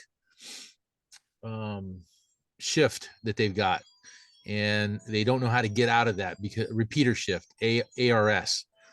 So what happens is, you thought you put in a simplex frequency and it keeps on giving you a plus or a minus, and you can't, every time you go to save it, it gives you that plus or minus, and you don't know what's going on, because every time you key down, the frequency shows 146,520, but when you key down, it's 145,920, and you're wondering what the heck is going on, because it's a negative shift in there that you have to get out, and we're going to talk about that in a second.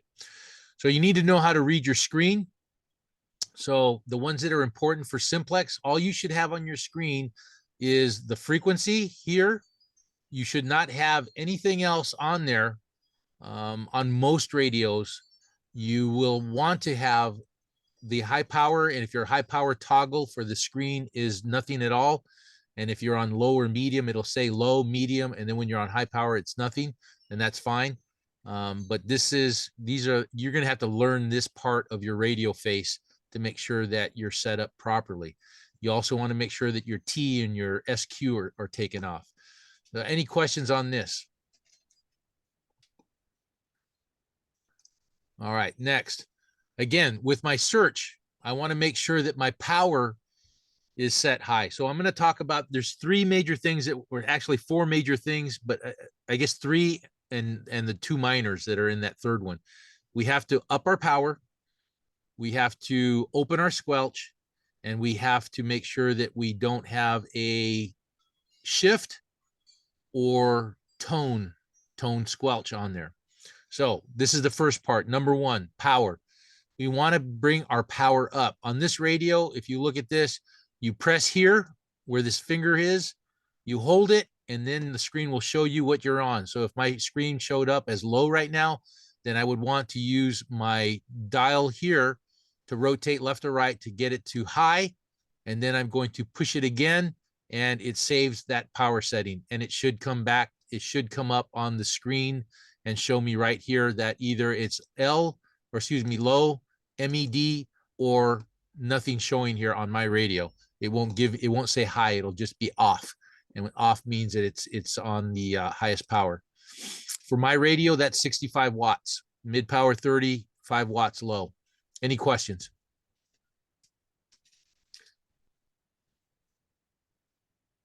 All right. Adjusting the squelch setting. Some radios. Okay, Oh. we do have a question, Rick. Go ahead. Hyman. Hyman. Hi, yeah, I have so can you hear me okay? Yes, sir. So yeah, I have a Yaesu FT2800.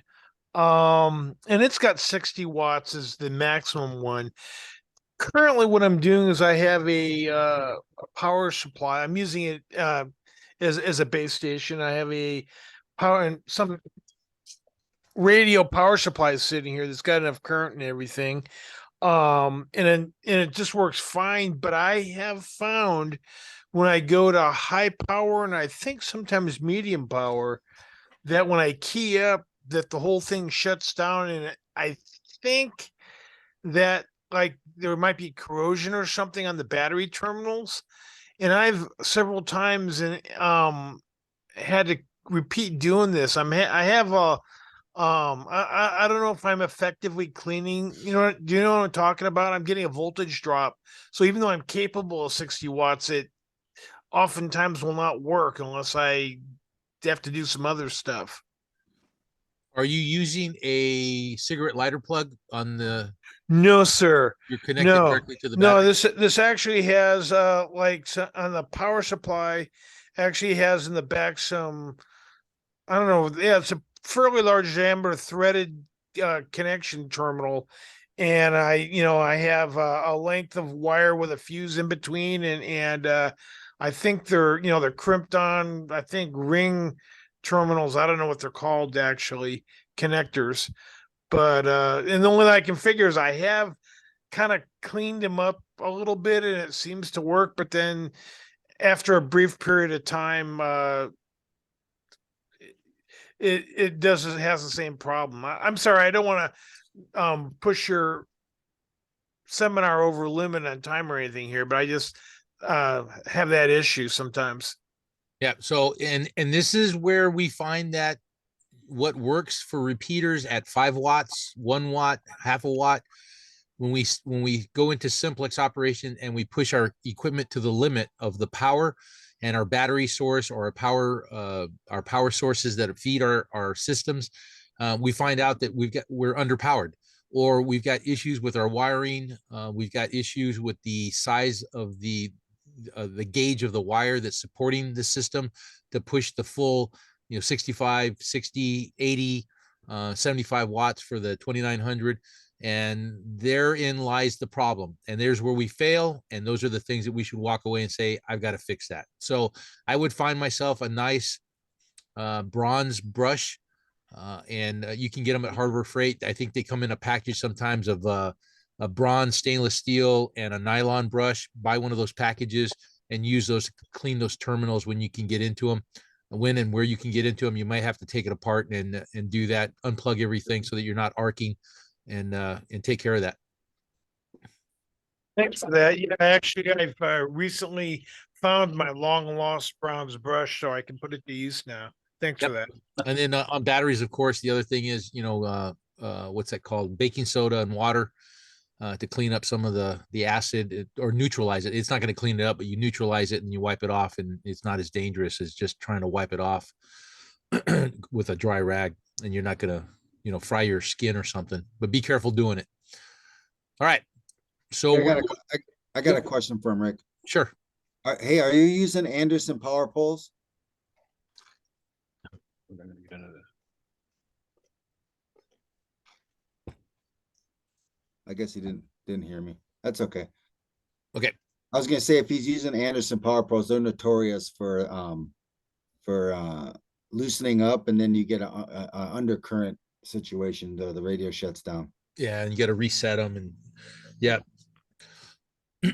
I think one of my Elmers used to have monitors on the downwind side and the upwind or the down current side, and he could see that he was losing power over his Anderson power poles, and he would disconnect, reconnect, see if that helped out, and then whatever it took to get him to have the same reading on both sides of the connector. So he was pretty big on watching that. All right, let's continue. So this is, you want to go high power. So again, that's number one, high power, or highest power that you can effectively run. Next thing, you want to take off your squelch, you want to set your squelch. You want to open it up. So for my radio, you just hit this button once where this hand is, and then it'll give you a number here and say what your squelch is. I think this one is 1 to 9. And what you do is you turn it left or right, and you lower it down. So if I turn it to 0, actually 0 to 9, if I turn it to 0, I get all the ash and trash. I mean, everything comes through. If I turn it to 1, it squelches out the noise floor, and I'm able to pick out anyone that's readable, and most of the time when they're even unreadable. So I don't like listening to that rush. So I'll set my squelch to 1 and run it like that. So that's what I'm going to be running on the net. If I think I'm having trouble, I may open it up fully just to see if I can't hear squelch being broken, or something coming through the weak signal on squelch 0, but mostly I run squelch 1. And then if I'm just working normal base station operations, I'll run squelch 5 out of the 9. But for this exercise, I'll be running squelch 1 and often turning down to squelch 0 should I need it. Any questions here? And some of you will have a potentiometer, and again, that's why you need your manual to tell you these things and to show you how to set your squelch. Now, there's one other thing that you may see that is a squelch that just shifts the level of what your radio is reading, and how your LCD is going to display that. That's a menu option that has nothing to do with the squelch and what you're receiving into the radio. Don't worry about that one. Keep that one off. Don't set that. If you know what you're dealing with, then that's fine. If you don't, leave that alone. And you want to look at what sets your squelch for receive, not what sets your radio up on how it looks on the LCD screen when you're receiving. Hopefully that makes sense. But if you don't know what I'm talking about, then just look for the squelch that opens up your receive for transmission. Any questions? All right. And here, We've got a question there. Asunta. Sorry, I'm the kid in the front row who's always asking the questions. So when you say open the squelch all the way up, do you mean I want to let all the noise in or remove all the noise? Just give it to me in those terms, please. Open it up so you can hear weak signals. Got it. Thank you. Yep. All right. Here, this is the matrix that shows you in your menu channels where your settings are. And I found out today that I am off by a couple. These numbers don't correlate exactly with what I have on my radio. So I learned something about my radio and my manual. They don't jive. No big deal. I still know that my RF, this is the one that I don't want you to mess with if you have the opportunity. This RF squelch, adjust the RF squelch threshold level. That's not what you want. Don't do this one. Again, this has to do with your receive, and that's I already showed you in the last. It's different than this one. It's off of the board, and this is again 0 through 9 on my radio. Okay. Repeater automatic repeater shift. So most radios are set as a default with this ARS in it. And if it's on, if you are in any part of the 2 meter or 70 centimeter or whatever that radio covers band with, it was set up for, that is habitually a repeater frequency in the band, then you're going to get this either a plus or a minus shift, and you need to turn it off. So it's usually defaulted on, and you want to bring it to off. So you have to go to that menus item. You press your button again. It'll toggle you into the repeater ARS menu item, and you're either going to turn your dial to the left or right, and you're going to turn it on or off. Any questions on that? Go ahead, Vic. Yeah, Rick, when you turn that off, does it affect any of the pre-programmed frequencies that are on repeaters that you already have in the radio? It shouldn't. You should go to your you should be on VFO mode. If you are in VFO mode, it shouldn't affect that. Okay. So, yeah. All right. Thank you. Yep. But again, you want to be in VFO mode when you're doing this, or you pre-program this. And then I'm not gonna talk about programming your radio. There's just too many radios. You pre-program the 145.510 frequency before the show, and then you're not scrambling to do this while we're trying to do the net. So that's my suggestion, is do this before the show. Repeater shift, set the repeater shift direction. On this, you're going to have 3 options: repeater negative, repeater plus, or simplex. And that's where you want to be. You want to be on simplex. Okay. So again, we have power, we have squelch. We want to take the repeater shift off, and the automatic repeater shift, so that it's not doing that no matter what we do. It keeps on adding it in there. And the Baofeng radio is notorious for that specifically. So you don't want to see that in your main menu. And again, that looks like you'll see this plus or minus up there, and you don't want to see that when you're in Simplex operations, where you don't want that shift. Okay. All right, let's go to here again, right there. You don't want to see this when you're doing that. For those of you who have questions about reverse, so when we're talking on a repeater, so if you're already behind the power curve, don't listen to this. If you're having trouble comprehending, but I want to add one thing. When people say, hey, I was talking on the repeater and somebody said they heard something on the reverse, what you're listening to is the input frequency. By pushing that button, you're going to the input frequency of the repeater so that you can hear whether or not the person on Simplex, they're either close by and you can hear them, or they're out of your area and you wouldn't be able to see them. And that helps you pinpoint that the fact that they're either near you or near enough to get into your receive, or they're far enough away that they don't open up your receive. So that's just that's what this is, the reverse mode, when you push that reverse button. All right. Again, ARS off. Let me see, where are we next? And then the final thing that you want to do is you want to get the tone squelch off there. So again, you don't want to see this on your display. You want to be in Simplex, and there should be something in your radio or your manual that gives you the information that gets you out of the tone. Is just when I'm working on repeaters and you send out a signal, the tone is being sent with it, and the tone is what opens up whatever you're sending to receive your signal.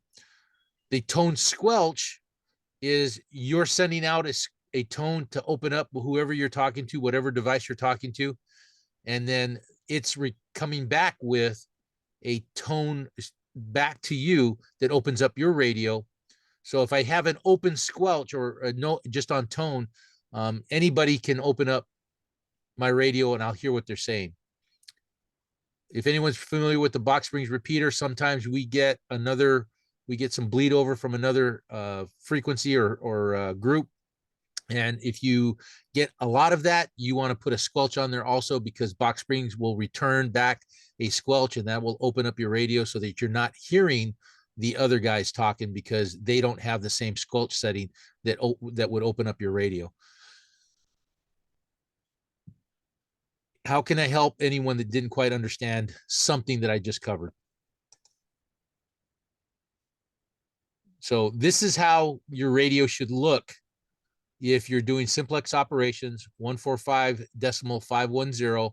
I don't have the plus or minus sign up here. It doesn't say tone or squelch up here. It doesn't have low or medium here because it's on high power, and high power, the default is there's nothing shown at all. And I am simply going to transmit and receive on 145.510. It's set up and I'm ready to go for the 27th. You may have some questions here. I have power that comes out here in a 12-volt cigarette lighter plug. This is what my battery is at, 13.4. And since I have a buck boost in line, my buck boost constantly runs my system at 14.0 or 13.9 when I'm transmitting, and it'll drop here just a little bit. But regardless of what I have here, it's always trying to give me that 13.8 to 14.0 volts to my system of all the radios that are plugged into my system. All right. Are there any questions?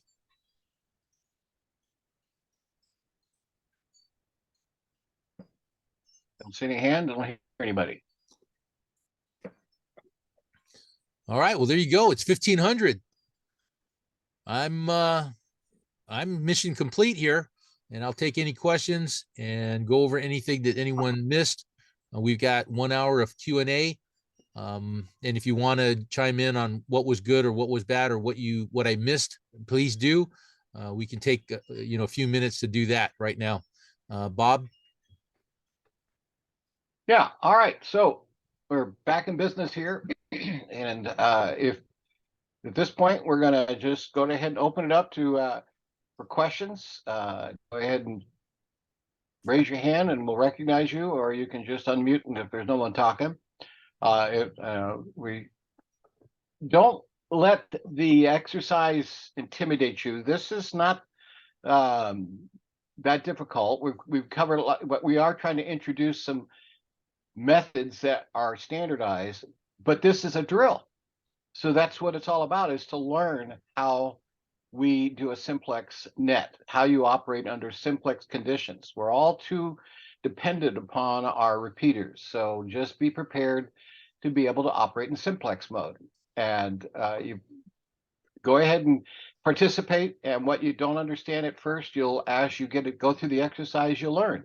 That's what a drill is all about. And this is the time, if you've gone through the materials here, you want to have clarification on a question or something we didn't ask, I mean didn't cover.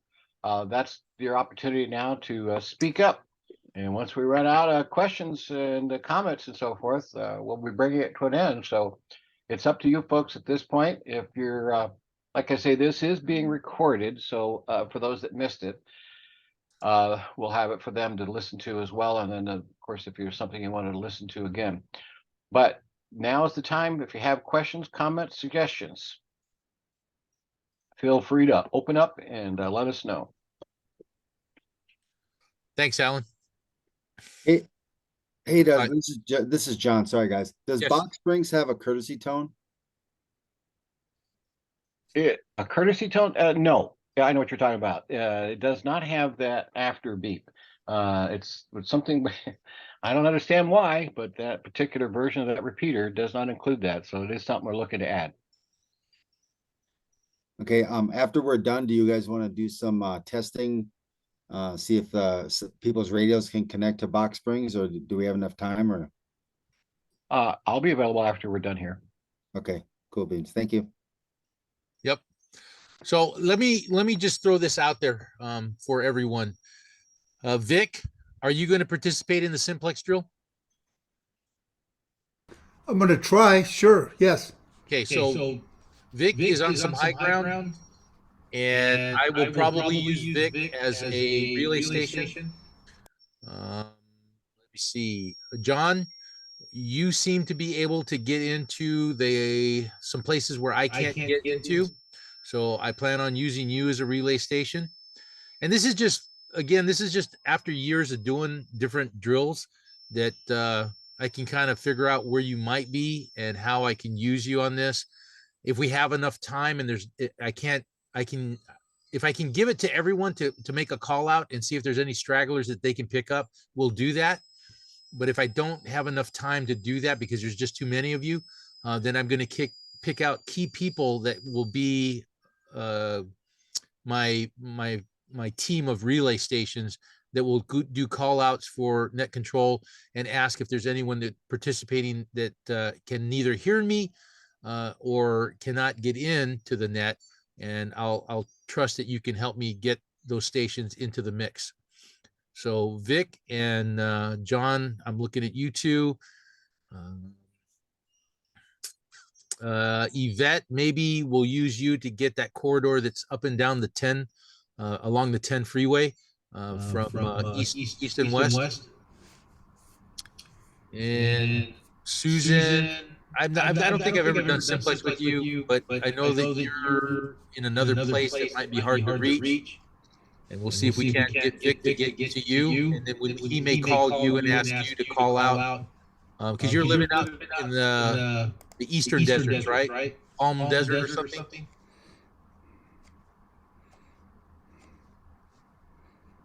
Yeah, she's out in Rancho Mirage, so we'll have to figure out a way to get her. So like you say, Vic may be the high point that she can hit and be in contact through that. Yeah, and I think John in the past has been able to get out to the high desert as well. He's got some conduit through there. He might be able to help out. So we're gonna mix and match. We're gonna figure out, who came in strong to me and the people that I think can help out. And we're gonna work on trying to get Hyman involved. And I know because Hyman's gonna be a rough one. And I think and Hyman has a question, so let's go ahead and take the question. Yes, I just wanted to say this is a very informative little seminar. A little bit of information overload because most of it's pretty new. But as ever, I will do the best I can to participate. I'm kind of thinking I've attempted Simplex with Rick there and was not able to. But as I mentioned, I think I was using medium power. So if I can, get a handful more watts into it, and if the atmospheric gods are with us, it's possible. So I will make an effort to try it, but I am looking forward to trying to digest some of these forms and things I've downloaded and try to start making sense of it. So thanks very much for putting this seminar on. Very good. You got it, Hyman. Thanks. I'm glad you could make it. And a good idea between now and then is to get in touch with somebody, and or if you have a couple of radios yourself, you can make sure you got Simplex working, or work with someone before the event so that you have your Simplex, and as Rick suggested, pre-program the frequency in Simplex and you're good to go. But you got some time to get that working for you. All right, Sunta, you have a question. Yes. So the exercise on the 27th, we need to be ready with our Simplex programmed in before that. And I'm not embarrassed to say that I have not yet been able to accomplish that. And I'm wondering if there will be any opportunity to get together in person. For those of us, I'm sure I'm not the only one, that needs assist with figuring out that radio. And I do plan to look for the manuals in search mode. I don't have that right now. I will be looking for it and giving it a shot. But yeah, I don't want to be left in the dark. So just wondering if there'll be an exercise before the exercise to try to get those of us with radios that need help programming. I'm going to say that what you would do is just send a message to Rick and myself, and we can, for those that need some questions answered on that, then we can work with you on one-on-one. I've got more time than Rick does, so Rick's a working man, I'm retired, so we'll work it out and maybe arrange for you to meet down at the radio room or something like that. So we'll figure something out. Okay. All right, let's see. Yvette, go ahead. Okay, so for instance, if we're asked to relay a message, and for anyone who hasn't done it before, and I've done it before, but I don't know if I use the correct words, but besides identifying your call sign, what's the best and succinct way to do a relay? Like a script, maybe a script. Only a line, but yeah. I kind of, these are the things that I like to do where people, they want to participate and then they have no idea how to talk on the radio. And so it's kind of cool because it's definitely a teaching point that you might want to write this down beforehand. So it should sound something like this. KK6 CTT, this is KM6 BAA. Can you do a relay from your position and see if you can draw any more call signs in from your area? Roger that, KM6 BAA. I'll try that right now.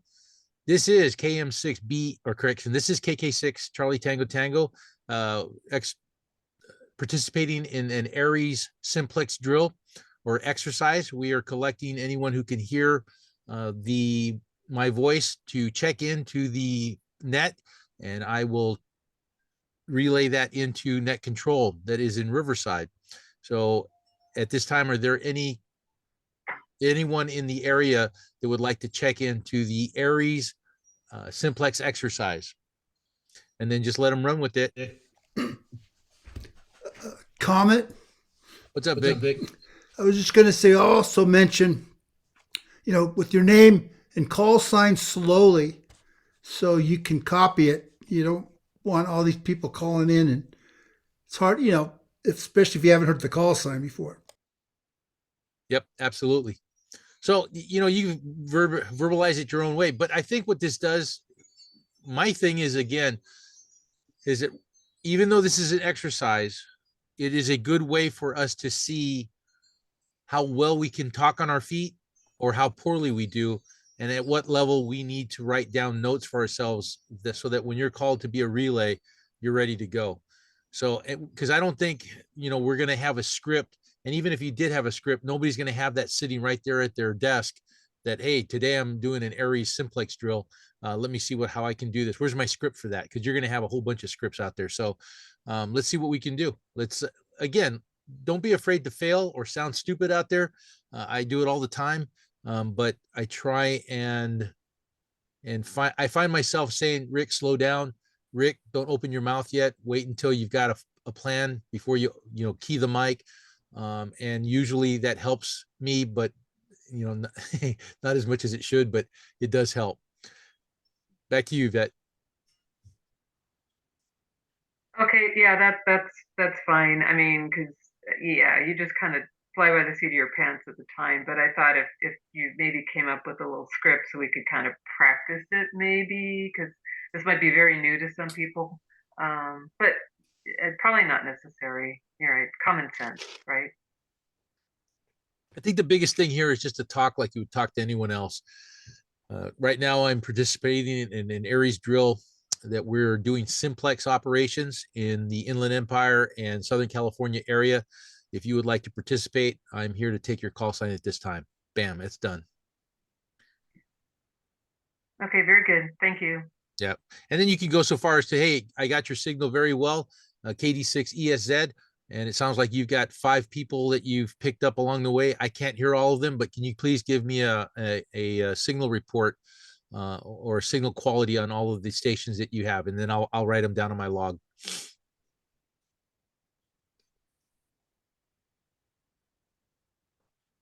So once again, don't let this is a drill. This is why we're doing this. It's practice. Get an opportunity, get in there and give it a try, and you'll learn from it. Some are more experienced than others. Some have never done it, but this is the time to get in there and figure it out, and we'll help you through it. So that's the whole idea. Any other questions? I don't see any hands raised. Anybody else?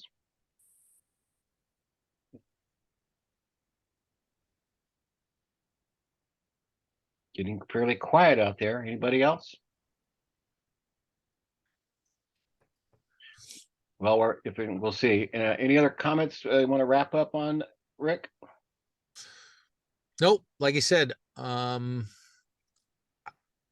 there's always an apprehension that it's nice to have something written out for you. It's always nice to have this thing that's it's a canned response. But unfortunately, I think when disasters call on us, those people that use their radios a lot, that practice or talk about the things that we've talked about today, or other things that support emergency communication or disaster service work in general, that you fall into this area that you understand your limitations and you understand where you can excel as well. So again, don't be afraid in training to push your limits and find that, hey, I'm not as good as I thought I was in certain areas, and I need to be better at that. And the only way I'm going to get better is to do certain things to achieve that goal.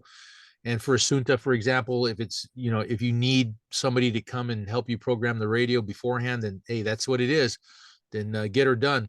But for me, what I find is that if you knew there was a problem and you couldn't program your radio, and you wait till the day of, and you're that person that says, hey, I'm having trouble getting in, what did you say I had to do? And you're talking on the box springs repeater to the back channel to get to the simplex frequency, then that's the kind of people that will really bog us down in a real world scenario.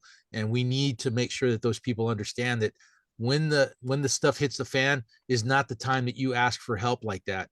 And that's why we have this training, and that's why it's important that you realize the opportunity that we have now rather than at the hour of need.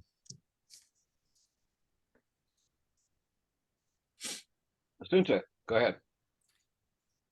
Thank you, Bob. I want to say, first of all, this training is excellent. I am familiar with forms, having been involved with Aries for a while. I'm familiar with the forms, but the training has really been excellent. A great review in some cases. Appreciated. Thank you very much. And absolutely, that is the reason why I'm asking. I do not want to be that person at the time of the drill or in the moment of the emergency, which could happen before the drill, guys. So I'm kind of anxious to get get it figured out. And actually, that's part of Aries training for level 2 is to be able to program our own radios. So it is definitely a very high personal goal of mine. So I'll be working Very on good. it.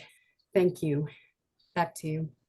And there's also got to be YouTube University for your specific radio, hopefully, so that if you're having problems that you can look it up you can see a video of it and, go down that rabbit hole as well. And if that rabbit hole gets too long and dark, of course, you might need an Elmer, and there's no harm in asking for an Elmer for help. So let it be so.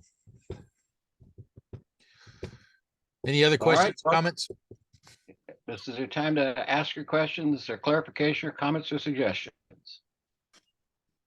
And again, you've got my contact information. And if you are in question of anything that I put out, or you find that you want to back channel me because I said something that might have been incorrect or inappropriate, I have a pretty thick skin. Ask my wife, she'll tell you.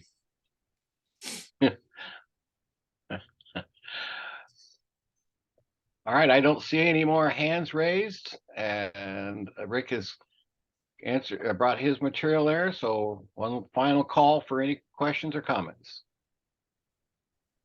Hey, Bob, you want to hold on a second after this, and I'll try to hit the box spring repeater.